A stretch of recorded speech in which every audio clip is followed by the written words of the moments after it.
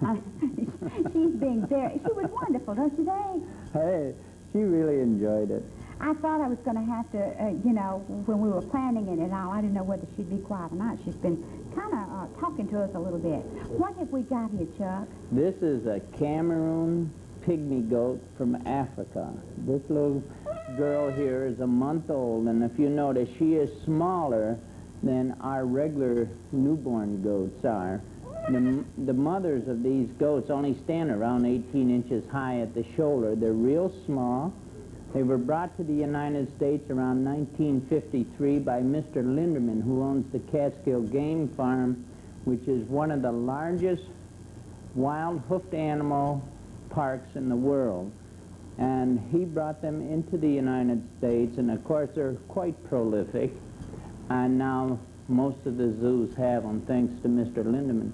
But if you notice, they're sort of a bluish color, and some of them are black. But what has happened since he brought them in, many of the goat fanciers have gotten a hold of them, and now they've made different colors through selective breeding. And now they're in, I guess, in the goat pedigree type of thing, where they raise them now with the American Goat Association. I've got to ask you something really strange. What are goats good for? Well, of course, in many countries, you know, this is what they get their milk from, and of course, goat cheese is very popular in some countries. They also use them for meat.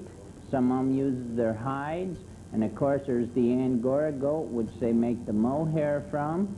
And of course, people around here, I think if they do not use them for any of those purposes, if they buy a country place and they're just loaded with scrub trees and bushes and that, and they want them cut down, the goats are the best. They rather browse than graze. She's talking to us again. Tell me about the animals you have at the zoo. How many do you have in all now at the Montgomery Zoo? Well, counting our birds and animals and what few reptiles we have over 500 specimens at the zoo now, yes. What did you start out with?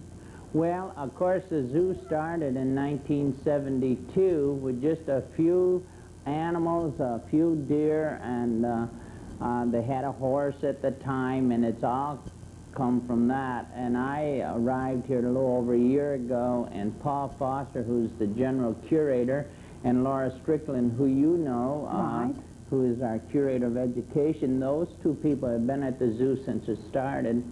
And the three of us together have worked real hard to keep upgrading it, and I think... You've also done a lot with letting people know that the zoo is there. A lot of people live in Montgomery and have never been to the zoo. Isn't that true? It was amazing. In fact, I was surprised how few people did know about the zoo, but I think they're beginning to find out about it, and it's partly because of good people like you, Jerry, because not this last Sunday, the zoo was absolutely closed down this last Sunday, but the week before, you remember how beautiful it was that day? Oh, and we had that was the weekend that it was 85 or 87 degrees. It was just beautiful. And that Sunday, we had over 2,200 people at the zoo on Sunday. It was just beautiful. I mean, what do you do with that many people?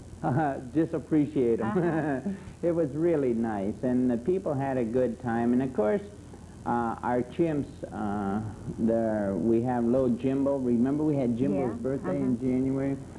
They put on quite a show because they were so long inside because of bad weather, and they were out during this great weekend, and the people loved the chimps, and I'll tell you, the chimps showed their appreciation. They really put on a show and a half.